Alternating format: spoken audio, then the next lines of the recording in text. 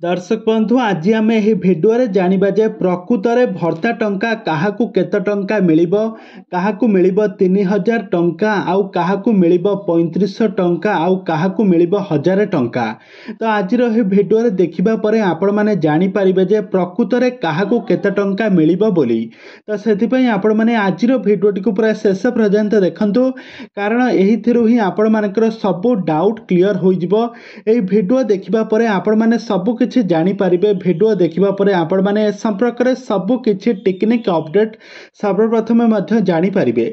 दर्शक बंधु आपण माने तो समस्त जानिथिबे सरकार का तरफ भत्ता मिली। तो एबे 2024 एवं 25 रो बजेट को आखि आगरे रखी एबे ओडिशा सरकार भत्ता टंका उपरे बहुत किछि परिवर्तन करिसंती।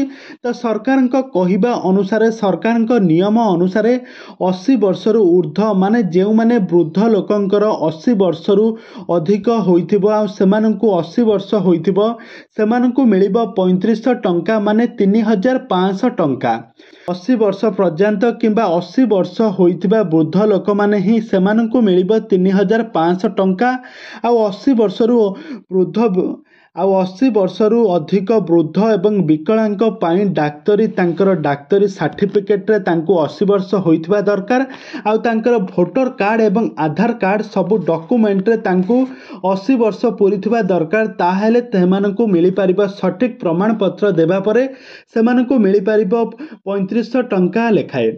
तो एबे प्रश्न उठुछि जे काहेकि एमिति सरकार कले 80 वर्षर ऊर्ध्व वयस्क लोकमानंकु 3500 टंका मिलिबो काहेकि विधवा लोकमानंकु 3500 टंका मिली पारिबो नाही। तेबे दर्शक बंधु एठारे आपण मानकर मतामत निहाती भाबरे कमेंट बॉक्स रे कमेंट करंतु। प्रकृत रे कोन विधवा स्त्री मानंकु 3500 टंका देइथिले सरकारनकर किछि क्षय होई सारछांता ना कोन होइथांता। एमिति 3500 टंका 80 वर्षर वृद्ध मानंकु देले सरकारनकर फायदा कोन आपण मानकर मतामत रे निहाती भाबे कमेंट बॉक्स रे कमेंट करंतु।